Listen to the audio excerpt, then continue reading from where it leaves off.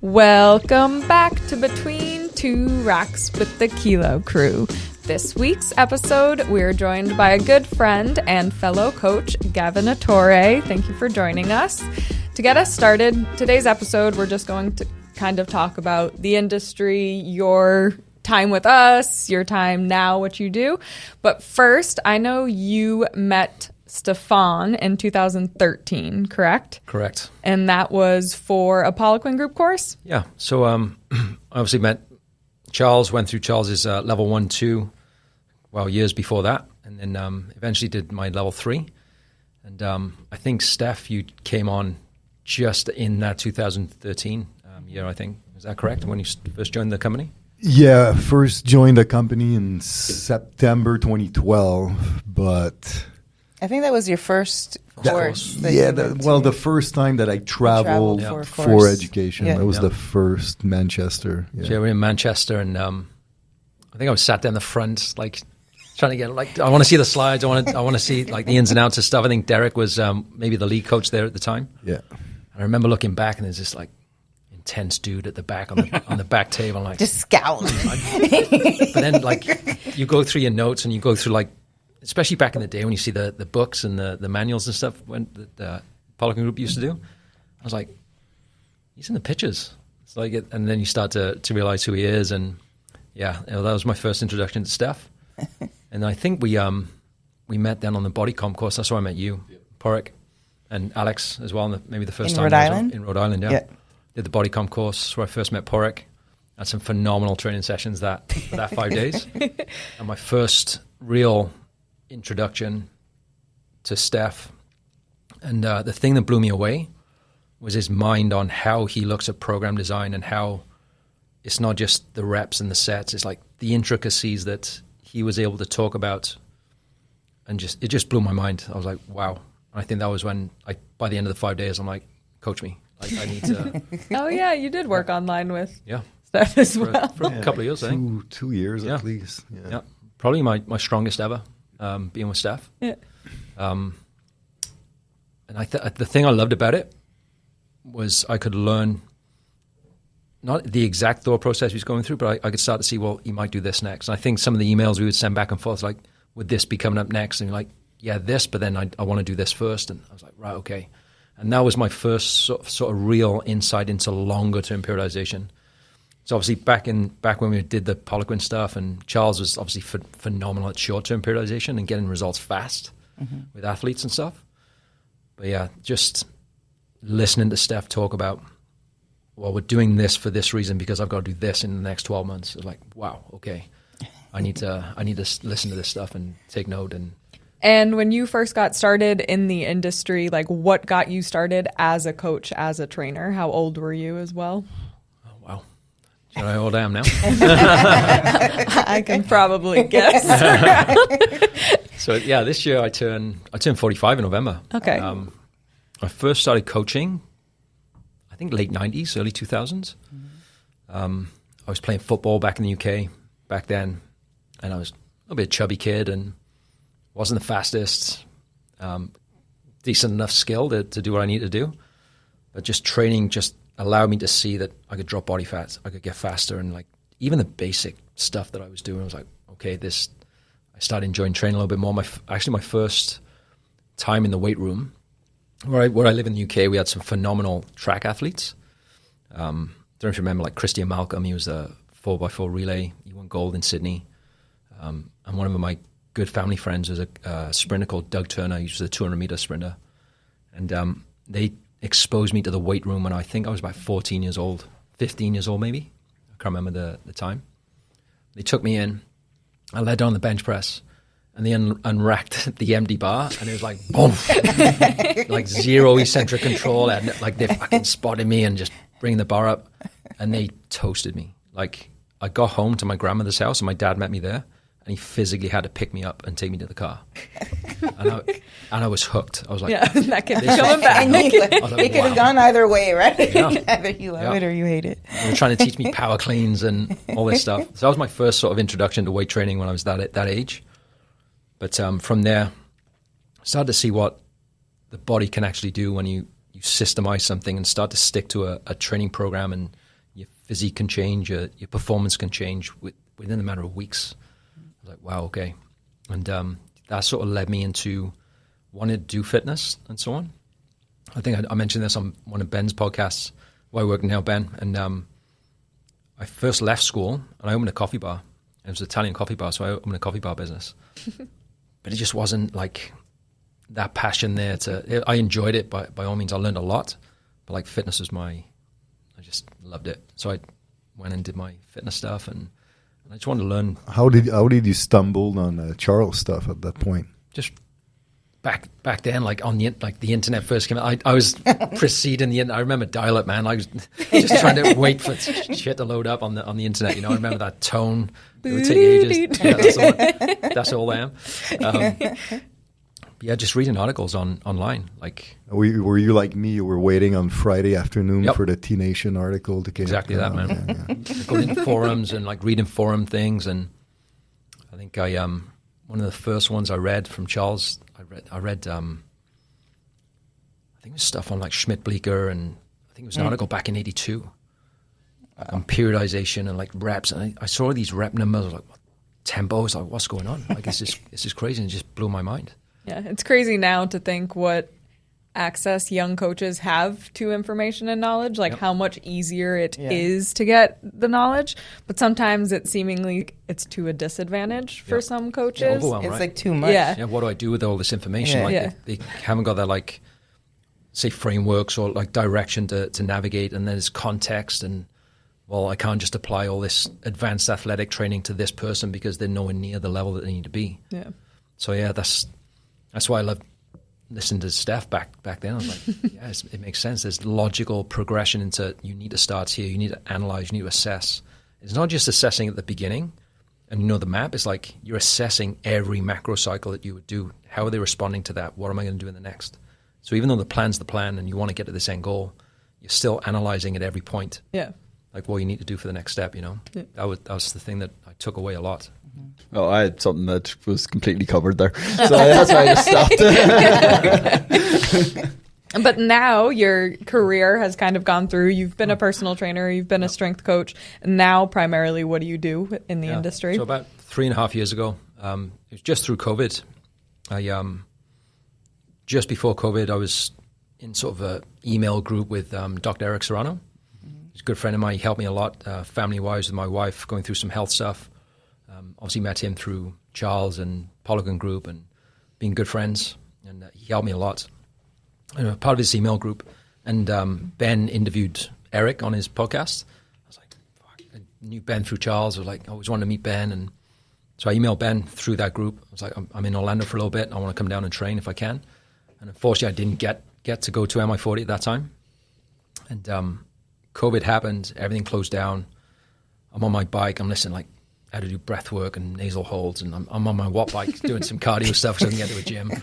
So I'm practicing all this breath work holds on my bike. Nearly passed out. I'm watching. I nearly passed out as well. Shouldn't have done it at that level. I was watching one of Ben's podcasts with Brad Schoenfeld on hypertrophy and eccentric training, and I just shared it on my stories.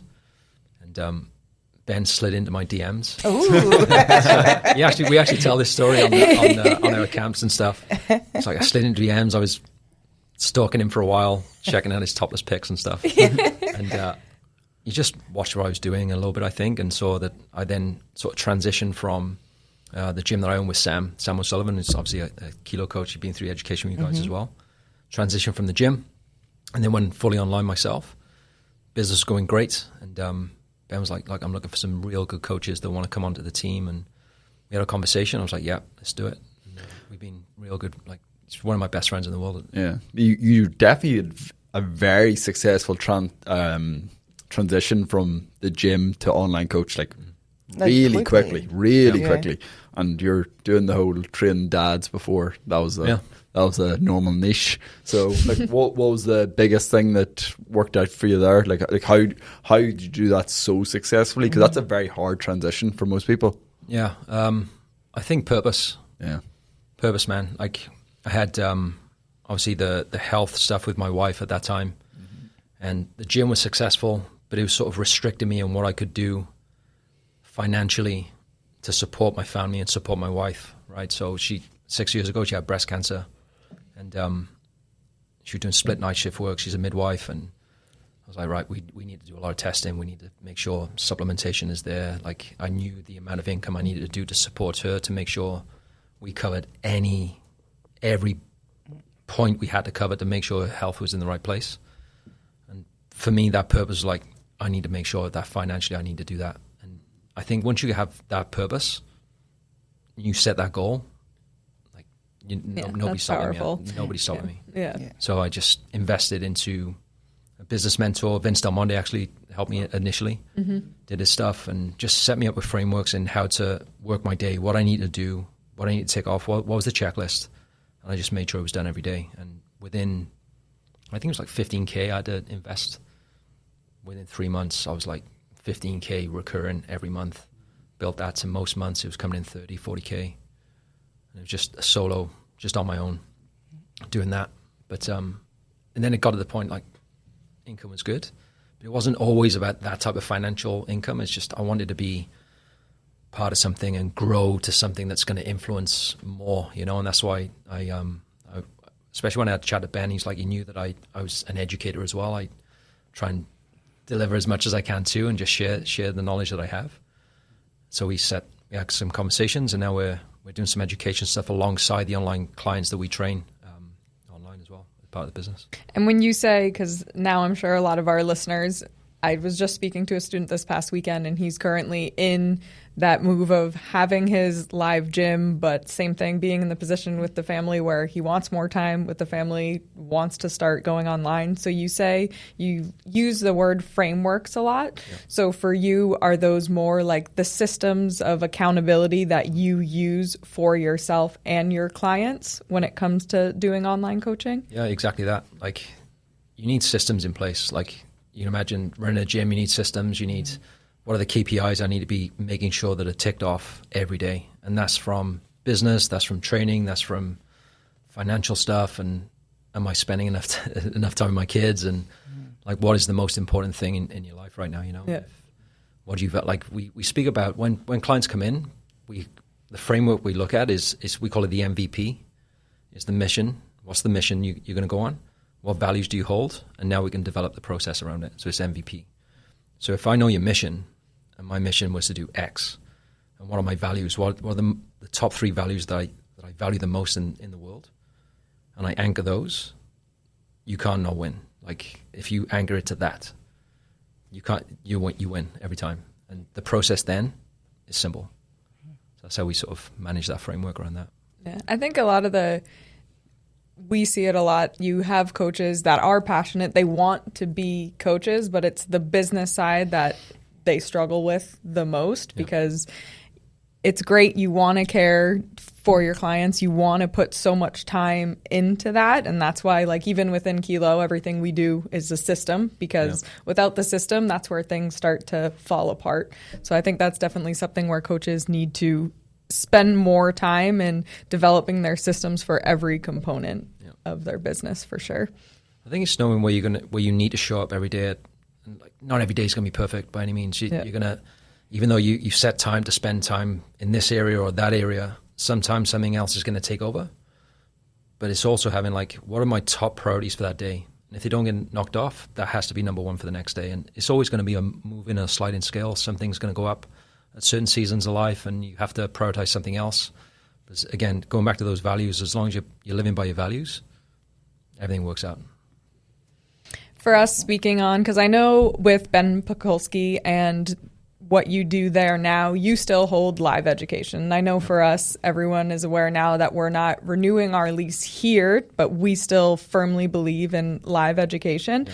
So when you do the live experiences, that's more of what it is with your clients. What do you find is the most powerful about those types of events? It's connection. I think they feel part of something. I think everybody wants to belong to something, and they have the community. The community, man. Like, it's we just literally had a group. We finished yesterday, 20 of our online clients, and one of the things I spoke about there was like the connection they all had. They were all there for a reason.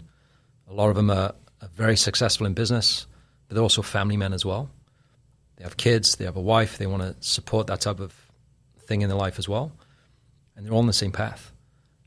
But the thing that I've realized or come to realize coaching these individuals is the people they spend time around with can either make them or break them, right? So you can imagine training athletes, right? Steph trained successful athletes in all areas of sport, high-level sport as well. This is a question for you, potentially. Like, you see some guys that have so much potential where they could be, 10 out of 10s on the field, but if they're hanging around with the athletes that are maybe 3 or 4 out of 10, it brings them down to maybe a 6 or a 7, and they're not really meeting their true potential. So I find with executives coming in, they still may have these people that they associate with, and they can never reach their full potential because they're still in that sort of community, right? And what we've tried to develop here is like, well, now you have a community of like-minded people that are on the same path, and you've connected in a certain way. That's where they show up. It's like, it's not about us. It's not about me. It's about you and the people we try and develop that community with. Yeah. And then, in a world now where so much is relying so much on social media, I do think that having like real opportunity of meeting real people in a real situation, like those retreats you guys are doing, I mean, it goes a long way for that sense of community, because, I mean, like, so the social media life is it's weird, right? Because it's social, but at the same time, it can become very isolating. Yep. So the like-minded component of meeting people in a group that's dedicated to improving their health, their strength, their body comp, I think it's pretty powerful. Yeah, I think some things we do uncover on the live camps, you can talk about things you're never going to talk about on social media. Like, you'll never post the stuff on social media that you need to talk about. It's always, I'm doing this, and I look great, and everything's good. Yeah. And it's not a true reflection of potentially what's going on, So that live event allows you to dig a little bit deeper. It's more private. It's more intimate. You share things that you would probably never share on social media, and it just allows them to open up and experience things that they didn't think was in there or possible. And obviously, when you're training as well, you can take people to a place where they've never trained a day in their life until they get in front of you. Yeah. And you expose them to training and what's actually inside them and what they're actually capable of. It's just it just blows their mind. They're like, I didn't realize I could do that. Yeah. And they're never going to, some people can go there and do that on their own. What we try and instill them is, now we've exposed you to that type of training. Even if you got 90% towards that, you're going to make way more progress than not being here, And one thing I think is lost with training now, that I think in situations like this, you can kind of leverage that to the attendees' advantage, is to actually like push people through ridiculously hard sessions, even though it might not make sense on a purely training perspective. Yeah. But I think that when people go through brutally hard training, where you get to the point of like puking and you're freaking wiped out for the rest of the day, I think it's one part that it builds a lot of like character and self-confidence that will carry a long time with their own training, that you're not necessarily going to be able to get to if you're always alone training for yourself in your commercial gym. That's why we try. So this is, again, frameworks that we build around our community and the way we coach people. Ben loves frameworks. And one framework we look at when people come in, and we honestly believe we can get 100% success if we follow this type of framework and if we analyze where people's limiters are around this. So we have a four-step framework. We look at the psychology behind it, the psychological resiliency they have, the physiological, the metabolic, and the physical. So if we take all of those, we have an intake form, so it's very subjective, right? So they're going to tell us what they think. Yeah. And to be honest, they're going to give somewhat of an honest answer. And straight away we can see, okay, this is going to be a limiter. And then we put them through the actual assessments that we want to put them through. So in the first week to 10 days, within their programming, we're putting in certain cardiovascular testing and rep max testing or whatever, like not a 1RM max test, but we'll typically be able to, if we can get them close to a 5, we'll typically be able to see what they could potentially handle for a 1 type of thing, right? So we just got start points. And obviously we got the blood work, we got all of the analysis that way as well. and then we can see exactly how they're set up, and we can see exactly what limiters are there. So that's the 4-step framework that we look at. And then all we're trying to do is just expand their resiliency so they can handle more stress outside. So like a lot of the executives that come in, especially a lot of Ben's clients, we said this on the weekend, a lot of them like don't know whether it's luck or the fact that the coaching that they've had has made them more resilient to focus on the day-to-day stuff so they can focus on their business a little bit more. They've handled so much stress through training, built up the resilience they have. A lot of them have done like 9-figure exits and $100 million businesses. And it's like, well, yeah, you've shown them that they can handle so much stress. They're way more resilient that something hits them on a day and like, yep, I got it. Yeah. And I think training plays a big, big part of that. Well, it goes kind of hand in hand with like a few podcasts ago when our topic was work capacity, and we were kind of complaining about like how since COVID, kind of like coincidentally since COVID, I don't know if it was the cause of it, but I've noticed a drastic drop in people's work capacity. But I think that what you're saying is equivalent in the sense that, in my opinion, the more training you can handle and recover from, the higher the peaks. And I think that's what you guys are kind of doing with that mental resiliency with these people. So you're building a higher potential so they can actually do more work and recover from it and be fine with it, which makes them more productive, like 100%, business man. people. Yeah, I think work capacity has like just building that foundation, like you said, the bigger base that you have, obviously the higher peak you can start to get to. I think that's missing a lot, especially with a lot of the content going out now, like with the physiology behind everything's hypertrophy, and like I get it. Oh, you get that too? I get it. Like, to be fair, like I did a mentorship with one of the main researchers that's doing a lot of this stuff, and physiologically it makes sense. But when we look at the way my mind goes, right, it's like you're looking at the research study, and 9 times out of 10 I'm thinking, are these people actually trained? Like that are doing even if it's a leg extension, if you're saying somebody's a trained athlete that's trained in a weight room, like you guys know as well as myself, right? You get people come in, you take them through a workout, and like you've never trained a day in your life. You've not trained. So the ability to handle that type of work capacity is missing straight away. So yeah, you're going to build a fatigue, you're going to build inflammation, you're going to get that amount of muscle damage to wipe out myofibrils that you're going to wipe out, right? It's like you've never trained. So you do something you've never done, it's going to be a hard kick in the balls type of thing, you know? So I think sometimes they need it. But that's everybody needs it, right? Yeah, it's like hermetic stress. Like you need to provide a little bit of stress to build back, stronger. But it's somewhat going back to those live education or live seminar sort of things that you teach the people the difference between exercising and training. Because there's a marked difference between exercise and training. Yeah.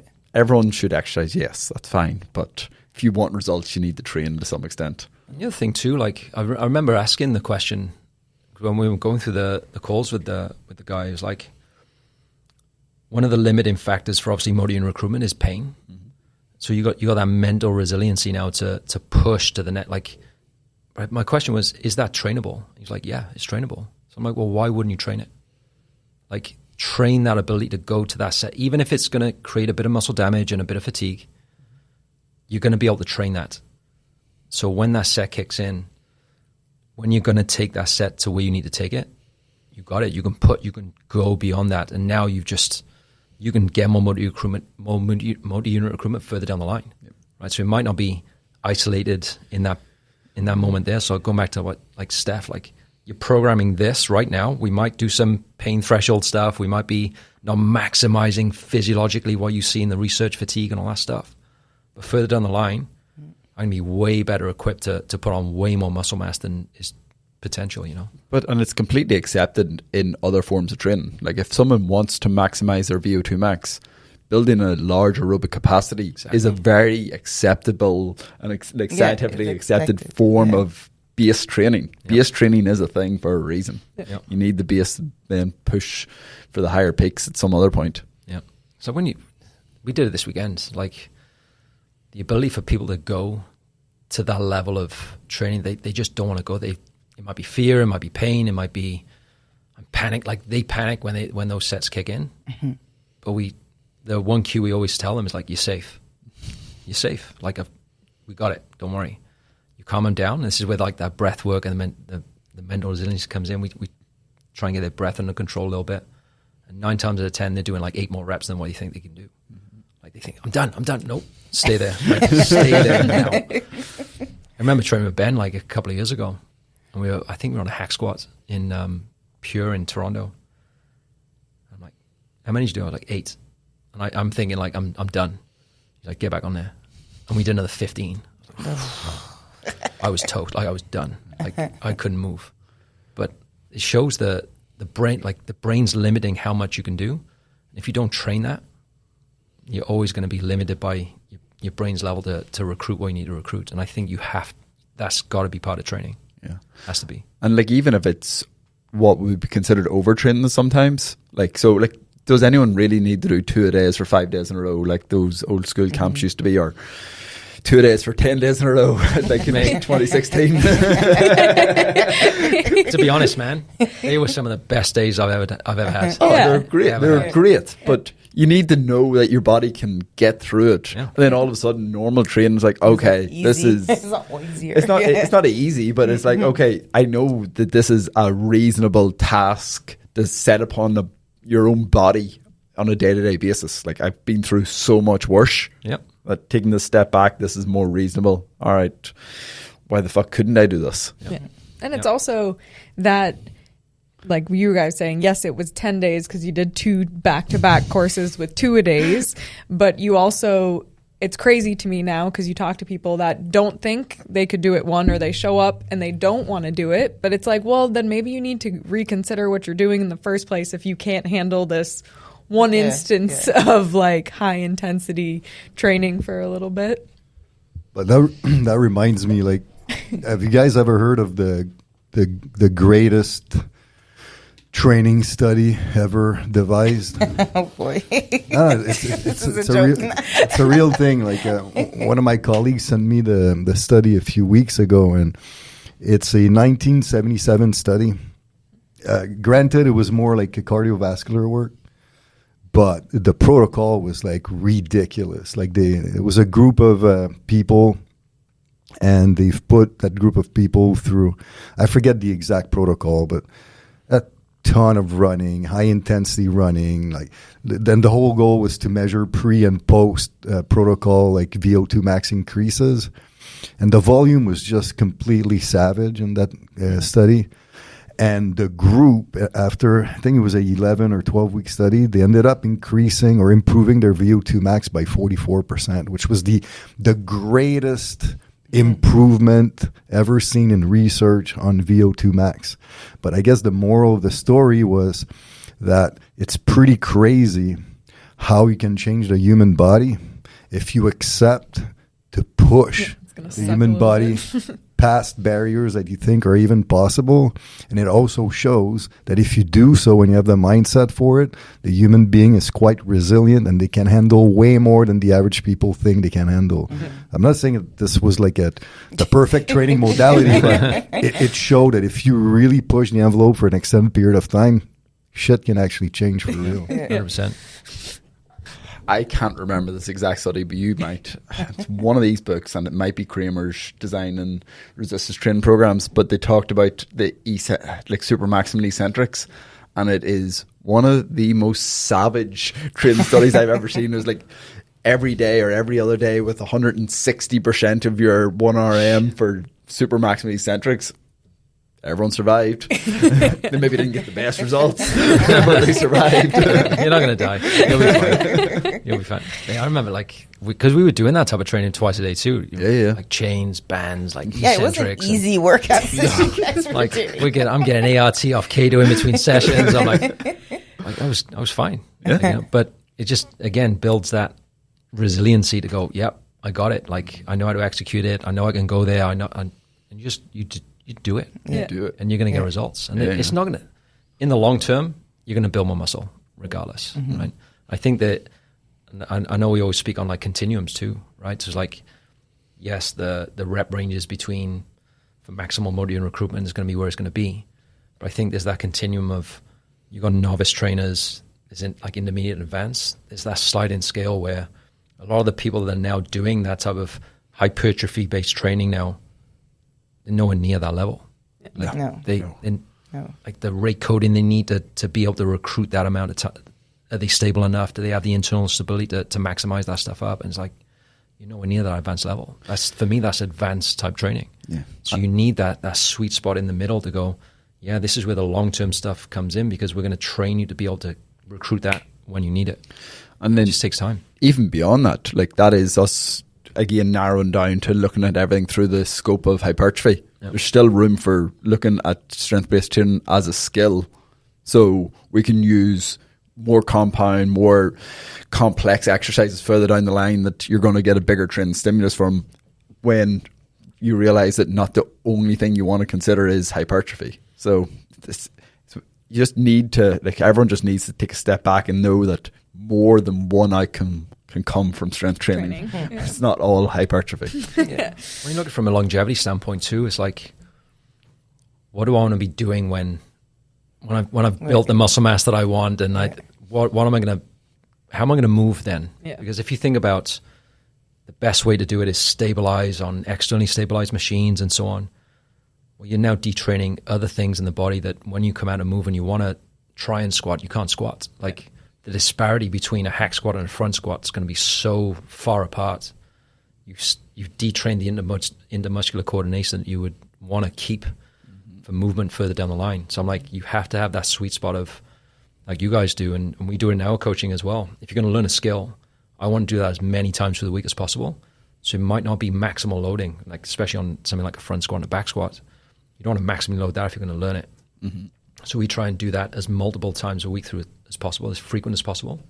So it's like learning a language. Like my daughter and my son, they're on like Duolingo, like they haven't missed a day in 2 years. So the owl's happy. Yeah, Owl's very happy. My owl is crying. Yeah. Shitstorm She right get now. messages from my daughter like, "Dad, are you going to join us?" And, but to be fair, man, they haven't missed a day in 2 years. That's great. Like they're getting way better at Italian. But if they're doing it once a week, that's like It's like training once a week. Yeah, Steph's if you're going to favorite. learn a squat, and you do it once a week, 52 exposures a year. Yep. Yeah. If you train it 4 times a week, it's like more of a 300 watt exposure through a year, whatever it is. Like you're going to learn it way faster, and you're going to build strength way faster than what you would. Yeah, like on the Continuum, like our online platform, like I did a full talk on just that, intermuscular coordination, and it's such an overlooked quality that people don't appreciate and don't understand the long-term value of dedicating specific time to that. Yeah. It's huge.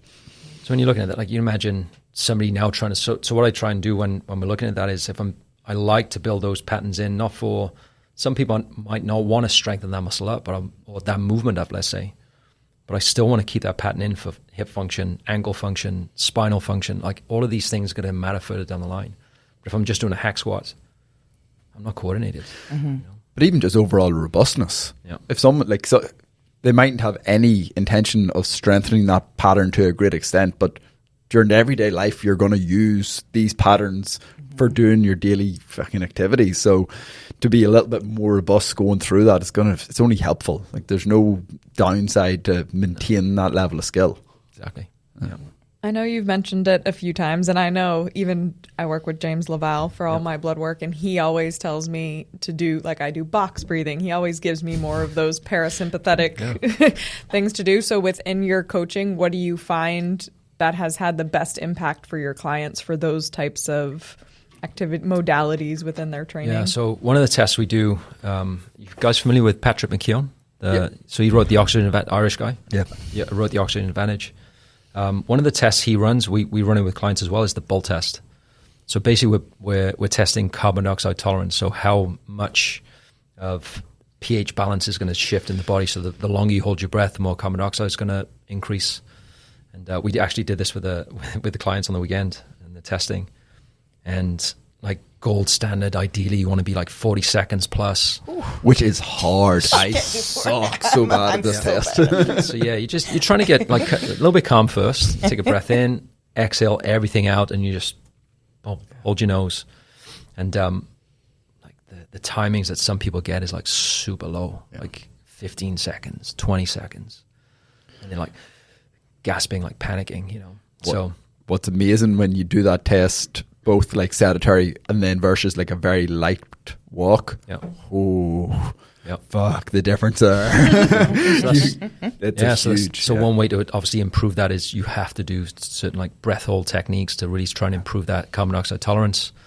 So that's one thing that we try and do with those guys, and I typically try and do that with walk. That's where I nearly passed out on the watt bike. I was doing that stuff. I wasn't going all out, but I'm doing like zone 2, hold my breath a little bit, and I start getting carried away with myself. I'm like, fucking stars are going around my head. I'm like, whoa.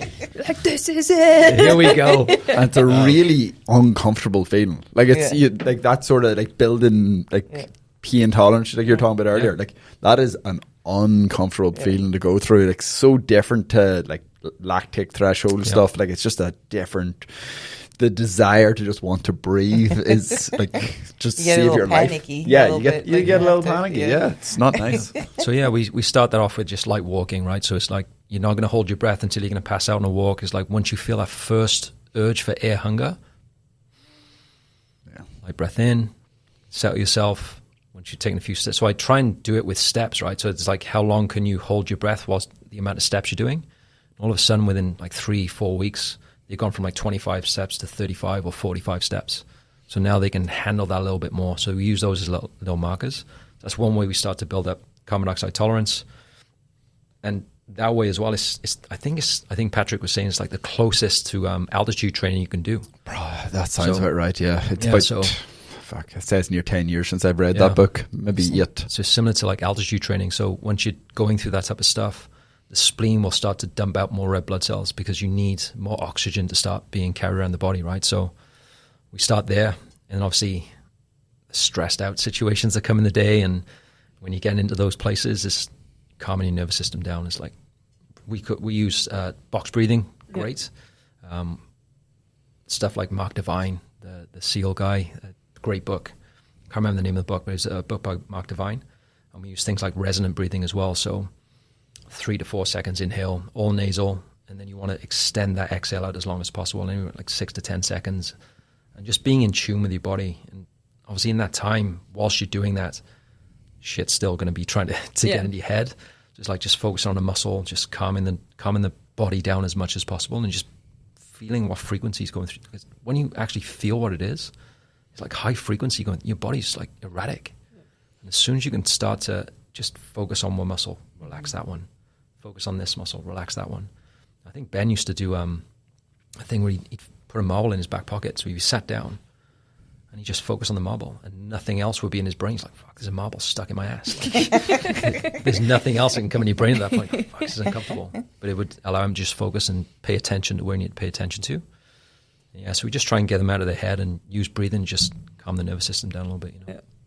I think that's a big, we focus so much on training, obviously. That's our specialty, but we like training because it's that physical challenge that we enjoy to do 4 times a week, however much. But it's all of those other modalities in order to really get connected with the whole, I know Steph loves when I say it, but the mind, body, and spirit. Like it is a big, to really push forward in everything in training and life. Like there's value in focusing so much on that. And we sometimes program that into training sessions as well. So we do a camp, like I was speaking to you guys before we came on, and we do a camp called we typically go to Costa Rica, but it's called the Warrior and the Monk, where in life, because we train predominantly men, so we're like men, we feel like we still need that aggression, but they still need to be able to control that. So like we want to show them how to be a warrior in the gym, but also how to harness that aggression and just keep it under control and just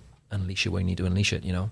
So sometimes in the gym, like we spoke about being in a set and like, shit's going to hit the fan here, and like I'm panicking, but how to still be calm in that moment and know you're going to be okay. Mm-hmm.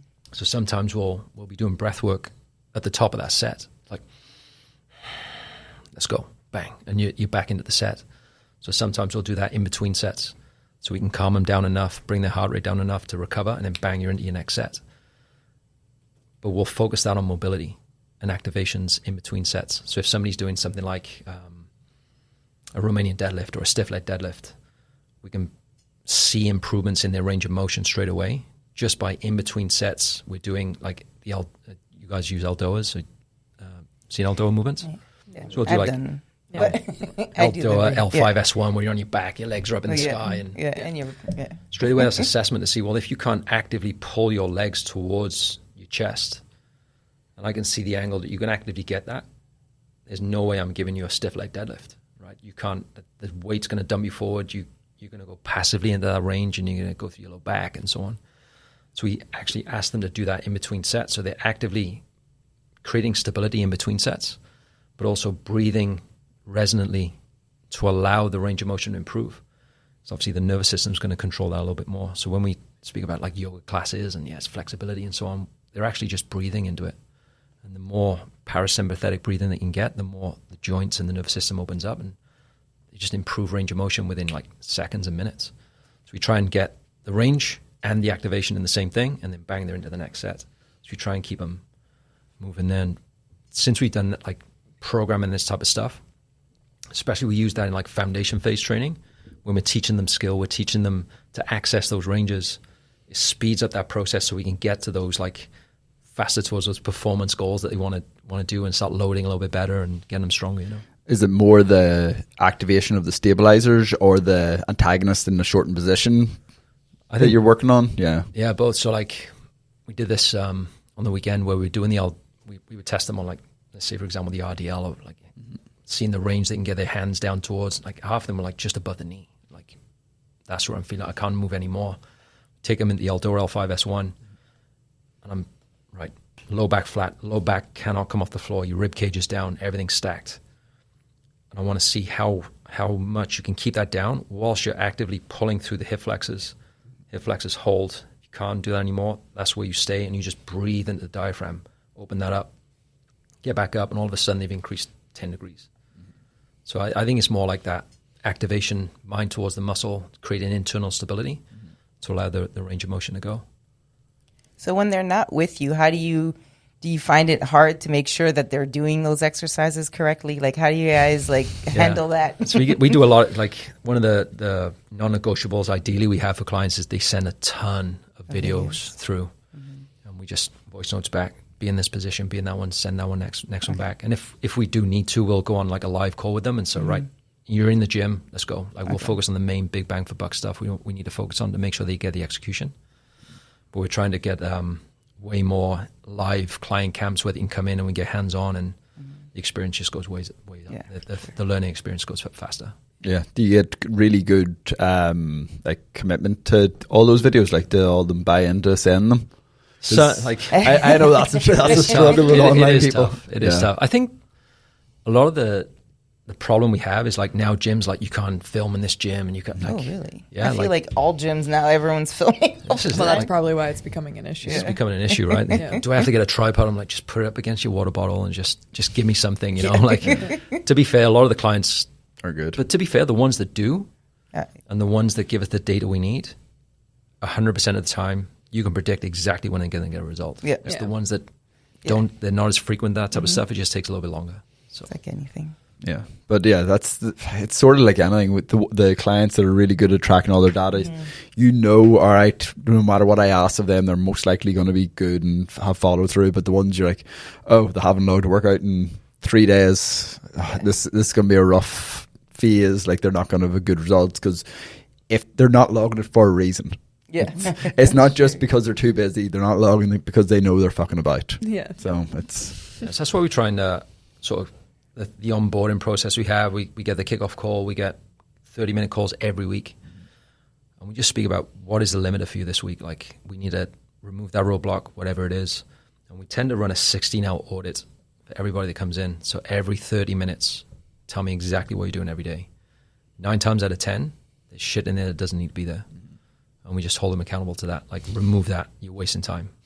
You know, especially the guys that come in, like, they're paying to remove time. Time is their biggest thing that they want to move fast, right? They want results at a quicker pace.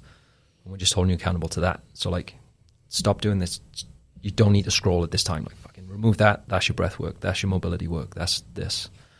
Like, if your value is your family in the evening, you're getting up at 4:30 in the morning, 5 a.m., and you prioritize sleep, you prioritize your family time, and you train in the morning. If that's the best time for you and that's where you need to get it done, that's where you get it done. Yeah, but as a coach, it takes a lot of authority and confidence to instill that mindset into clients that they're okay to take that level of instruction from you. Yeah. So that's a different skill that a lot of coaches don't actually possess. They're very good at being someone's friend and very good at coaching people through a session, but they struggle with like, all right, I am doing this for your benefit. I am doing this from a point of authority because I know that this will work and this is how things work. But that's a different skill that coaches need to learn altogether. Yeah.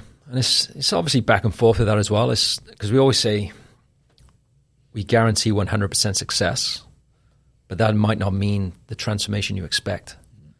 So what does success look like for us right now, every day? So that might be, we use a top 5. Like, what are the daily top 5 things that we know you can tick off every day? Mainly for motivation, for success every day. If I can tick those things off, motivation builds, and then boom, we load the next one. All of a sudden, within 6-8 weeks, like, fuck, I'm rolling here. Now I can open up a little bit more, you know? So it might be they train in the morning, they never train in the morning, we're doing 40-minute sessions instead of 60-minute sessions, right? So it's one of those things that we sometimes have to manipulate a bit, but as soon as we get that momentum and build that up, it's like, bang. Now because the main thing they're limiting is energy. Yeah. If we can create that energy in the front end, like 9 times out of 10, they need to do some metabolic work, VO2 max is shit, work capacity shit. The food's all out of place. You see in blood work, the inflammation's there, immune system's crushed. Like these are the type of things we work on. Sleep, stress, skill. We look at inflammation, aerobic capacity, and the environment that they're in. Like all of those things, that's our foundation phase. If we can knock all of those things off, we just improve energy straight away, and then it's an easier process after that. So do you go after like the small wins to start with, just to get the momentum rolling, and then not trying to do anything too ambitious that they're going to feel early and feel like shit about the process? Yeah, it's like building habits. Yeah, basically. It sounds like corny, like build your habits every day. Like but that's what it is. It is like, and most of the limit is like none of them are eating protein. They're not eating enough. Like it's all the same, right? It's always the same. It's always the protein. It's always the protein. Just eat your protein. Exactly. Like honestly, protein's one big one that we see a lot. Is like, and they can't get it. Like you got to maximize it. Yep. So you want to build muscle and you're not eating protein, we're just losing a battle there straight away. Yeah. So simple things like that we tick off, and once that's in place, the framework's there. Like the base is there. Like we can build on that now, you know.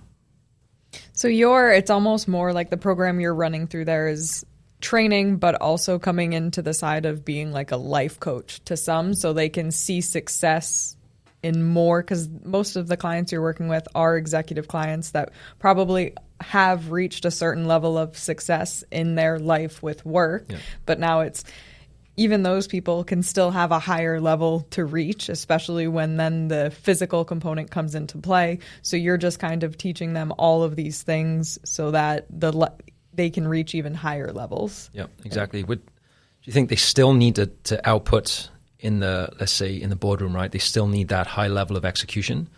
It's just we're there. So I think the one phrase that one of our team members said, you're a chief performance operator. So like you got COOs and all this, like you're a CPO, you're a chief performance operator. They don't know the level that they need to go to. You're the expert in this field. All you're doing is building a blueprint for them every day so they can execute. They can execute, they're motivated. They just don't know how to get there. And all we need to do is just remove one roadblock at a time so we can build the process for them in an efficient way. That's it. Whatever that looks like to start with, it needs to look like that, but eventually we'll get them there, you know? Yeah. Well, to kind of change topics a little bit, I think we'll go back more into just like the industry and talk to some of younger coaches, because I am sitting at a table where I'm sitting with coaches that have a lot of experience, and we see nowadays with social media that there may be some coaches that don't necessarily have the actual experience of being a coach. So what now, and I open this to everyone, we'll start with you, Gavin, would be the biggest thing you believe coaches need to focus on to really be successful and gain the right type of experience? I think I mentioned this to you before we came in, this type of thought process we have. If you're going to build a business I think Charles said this years ago, if you're going to talk, you need to walk the talk, right? You're the leader in that field. If you're not leading by example and putting yourself in front to show them that this is the way we work, this is what the standard is, you need to lead those people. You need to lead from yourself first.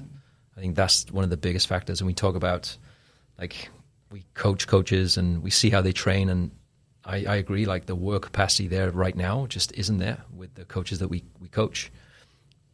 Whether they need more coaching one-to-one or whatever that is, but I feel they need to lead themselves first, build that up, and straight away you'll attract what you put out. Yeah, I think that's one of the biggest steps that they need to put in place if you want to build a successful coaching business. So much pressure. I mean, just to go off of what you're saying is, I remember when we first started, like 20 years ago, taking courses, like in the training camps, like everyone came in like ready to work, like putting in the work, and you were in an environment where you build off the energy of someone next to you. And now as we go, like, people want to do more stuff online, and then they lose that aspect of coming to a class and like getting that energy from the other coaches. But at the same time, even in the classes that we have now, like, it's just everything is kind of a little bit lower. People don't push themselves. Maybe they're a little scared. They're too worried about the minutia of things, and they don't look at the big picture of things. So, like, just train yourself, train hard, get the help that you need, but to really, like, set yourself up for success so that you can lead from the front. Yeah. Put yourself in a room with people that are you gotta raise your standards. Yeah. Like, you've got to raise your standards. So lead yourself, and then put yourself in a room where, like, I gotta raise my standards. But Charles would say that all the time, right? You're the average of the 5 people you hang out with. So if you're always like the strongest person in the room, well, then you don't, there's nothing to strive for. Exactly. Yeah. Yeah, but that's sort of built into what I was going to say. Like, those, like, the camps that we did back 10 years ago, like, from there, you knew who was going to be a good coach. Yeah.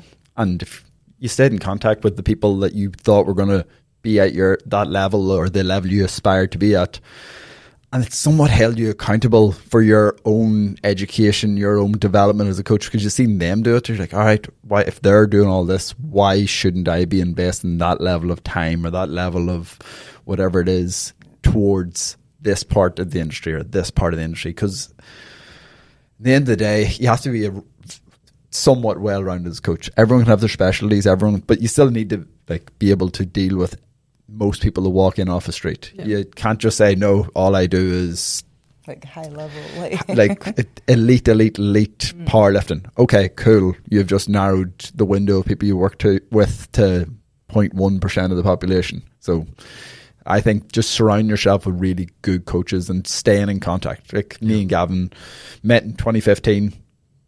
Spent 10 days together again in 2016. I went over, spent a weekend in Cardiff with him in 2016. Yeah. So, like, you spend time with people. Then me and Sam traveled to California several times together. So, like, those sort of relationships are what drive you on as a coach. Yeah. So I think they're massively important. Yeah. I know, Steph, he'll pass the mic over to you while you do that.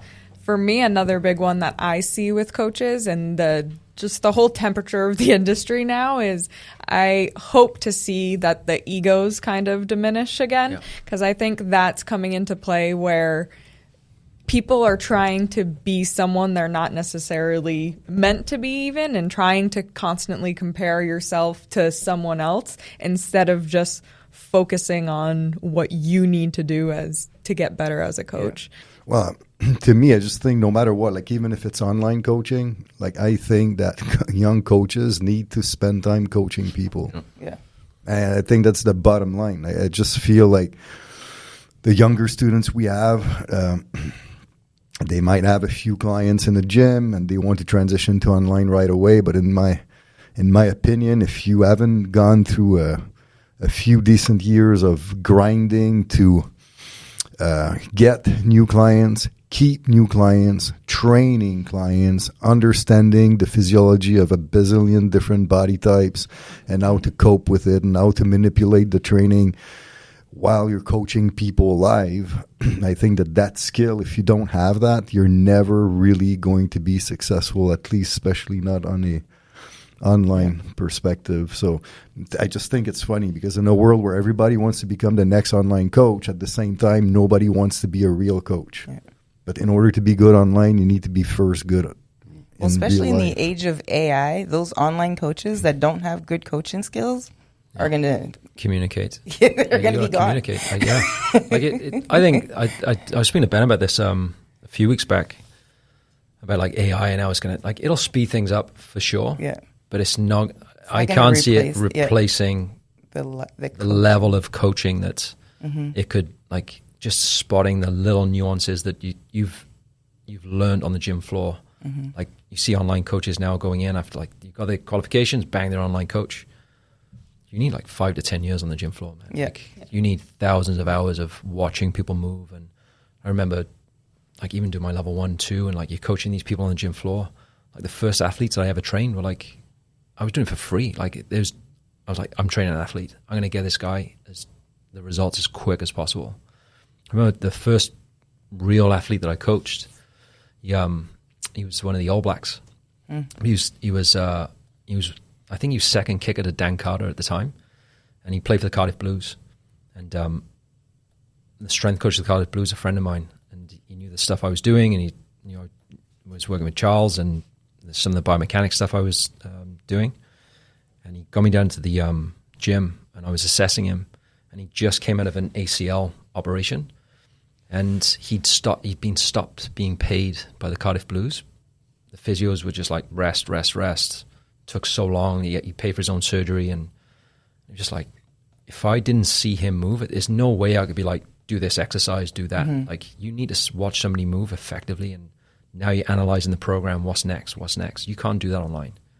And the ability to take somebody from there to within 6 months, front squat in 150 and fast, and you're not going to get that online. No way. Their intent, right? It's something you never see online. How hard did you push this set? I don't know. All I see is a number and an amount of reps. But was that a hard 8 reps, or was it exactly? We don't know. It's really hard to. I think it should be a default that you get your qualifications or whatever it is. You need gym floor experience. Yeah, but even on the intent thing, someone could have had a really hard 8 reps, but their natural tendency lifting is they never actually move quickly. And you're all right, it looked like it was slow the whole time, so yes, I'll believe you, it was a hard 8 reps. Then you could have someone who naturally moves really quickly, and once that concentric speed drops at all, they're going to miss a rep. But you see them do their set, fuck, that last rep looked easy, but they could be fucking gassed out on the floor for the next 2 minutes, but they're not sending you a video of them on the fucking floor. The set ends when the video ends, so there's no way, you have to trust that client is telling you. It's funny. I've got a 72-year-old female client, still to this day. She's one of my longest clients, and she's amazing. She's a powerlifter. She just came back from the Commonwealth Games. She had 4 gold medals. Jesus. That's awesome. And if you watched her bench press, the bench press is that she's got longest arms ever. Upper body for a female is going to be one of the weakest lift anyway. It's always a struggle. And she's warming up for a powerlifting meet, and the guys stood next to me she's maxing out already. I'm nope. That's how she lifts. She'll be fine. And she put another 15 kilos on. Oh my God, she's gonna crush. I'm watch. But I watch her train every day. Yeah. But somebody looking at that going, she's gonna kill herself on a bench press. She's gonna crush her throat. But that's the eye. You need to coach people. You need to know how they move, how they contract. That's experience. It's interesting with the whole AI. I know some coaches, and I know you recently spoke on this on a podcast as well, and people bring it up to us all the time, and it is still, because there was just a commercial for ChatGPT yesterday, and it was, the whole thing was, I need a fitness plan, I want to be able to do pull-ups, and then it writes the whole program, and it's follow it, here's your new program, let me know if you need an update. So I'm sure some coaches are scared of that component coming into play for us, but it's kind of always been there. You know, like I get that you're just asking this thing to write you a program, but all of us could always go online and find a program anywhere at any time. But it goes back to the connection with your coach, being able to get someone to stick to a program. The AI won't be able to do that. So just with the impact of AI, I just don't want coaches to panic, because I don't see it as something. I see it as a benefit. We can use it to optimize certain systems for sure. But in terms of losing clients to it, those people were never going to be the ones that were going to come train with us anyway. So they have something hopefully to follow as a fitness program, but the people who are really serious are still going to want to coach. Yep. That's exactly. How I see it. It's like following a programs only thing, right? It's going to give you some results. It's going to be good. You're moving. You're doing things effectively, like effective enough in a moment. But if you really want to take it to the next level, you go to the expert. Like you're going to go to the expert. Yeah. We got some clients that in the community where they just follow programs, and then they transition up to actually one-to-one coaching, and straight away they've been in this program for a year, and in 12 weeks they've just done so much more than they could have. Right? We had literally one example. We had a guy in our network just following the online programs we have, going okay, just couldn't drop body fat, couldn't put on muscle.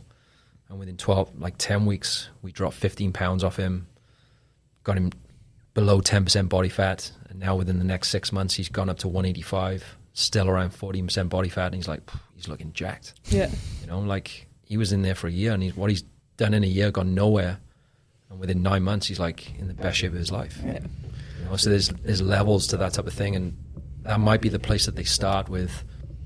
You're doing just do something, and do something well. Yeah. And then we can take it to another level from there. You know. But there's a huge difference between following a program and following a hyper specific program for your specific goals. Yep. So it's like they're one of my new online clients. I wrote him a program last week. He had a 26-minute Loom overview video of his fucking program because it's hyper-specific to his very specific goals. Yeah. And it needs to be done right, or he's not going to get to where he needs to go. Yep. It's a short time period. It's lofty goals. So it has to be very precise points that need to be hit along the way. And those 26-minute Loom videos aren't coming out on ChatGPT, man. No. It's stuff like that there. Whereas could we send someone a very good strength program? Easy. Yeah. Could explain it, no problem. But it's a strength program. It's not specific to your goals. It's not specific to where your current weaknesses are, where your limitations are, what equipment you have. Whereas once it's a personalized thing, everything can be accounted for. It's huge. We'll wrap up this episode by telling a story from everyone's, I know you guys keep bringing it up when you trained 2 weeks in a row together. What was that experience for you in one of a live education courses, or even if you've hosted, I know you've hosted some of those events that have really shifted your perspective, or that resonated with you and you still remember to this day? In camp. Park, you going off the top of your head? Off the top of my head, I'll never forget the strongman session, the tire flips and... Oh, that tire was an ass, too. Tire flips and farmer's walk, because we're doing, I think it was 10 sets of 10 on tire flips. Yeah. There was a rest period associated, but realistically, those 10 people... I think it was 6-1. Yeah. We were with the big Canadian football player. Reggie Bradshaw. Yeah. Sam was there. There was a group of guys that I could still reach out and talk to, but we did that there. So with 500 pound or 600 pound tires, something stupid. And then we did that there, 10 sets of, maybe it wasn't 10 reps, maybe it was 3 reps. Yeah, 3 to 5 reps, 10 sets. Yeah. And then went straight from that into 500 pound farmer's walks. And our forearms and our couldn't brush my teeth. Literally, it was picked up the toothbrush the next morning. I'm physically pushing my fingers around the toothbrush to brush my teeth. Yeah, out of everything we did, that was the worst, because it was just so dominant on the grip, and we're so smoked. Because I think I was day 8 at that stage. So some of the boys I brought over from the gym, the afternoon one. I know you designed the program where you were going from high, and then you were just changing the position so you couldn't breathe, building up lactate. Yeah. I think it was Gary, the guy that was from the gym. Like, I'm having a shower afterwards, and he's in the toilet. He's throwing up in the toilet. It's just that was fun. That was a good couple of days. I remember I was able to flip that tire once. I was a 1RM. It took me like weeks to try to get that. It was more tire. like, for us, it was like how we had to figure out to flip it. But So There was no crazy. grip. Yeah. the thing is that tire, because, you know, with tires like this, at least back in the days, you get what you can, right? Yep. So that tire was thick as hell. Yeah. Yeah. It was like high. And there was no lip to it, so it was hard to grab. And it was 650 pounds. So that's why, like, you had a bunch of dudes who shredded, like, their biceps were bleeding. And Yeah, the front of the delt. yeah, it was pretty brutal. You, Steph? Any of the courses you went to back in the day? I mean, I didn't do many, like, boot camp type of stuff. I did, like, one hypertrophy. That's pretty much it. Yeah. Because back when they first started, there wasn't as many boot camps. It was more like, just... because I'm such a old school Pelican guy that most of the courses we did, there was no gym practical part to it. Outside of the hypertrophy boot camp, which, I mean, that was brutal, but I was so used to that type of training. Yeah. I'd done it for 100 million times, but, like, for example, that was kind of brutal, but, like, the lower body workout was like a 5 exercise giant sets for quad. So it was like front squat, back squat. Then you had like a barbell axe squat. Then you had 2 leg machines, and that was 5 sets of 10 to 12 pretty much across the board. But then you had a B series, which was hamstring, which was, now, you know, like Charles had all the freaking leg curls possible. So it was 5 different leg curl, but all unilateral. So we did 5 back-to-back left leg, then 5 back-to-back right leg. Then you went to do left, right for 5 sets. So, you know, it was like, it was one of those like 650 rep workouts. I got what would have been called back in 2014 was the VMO workout.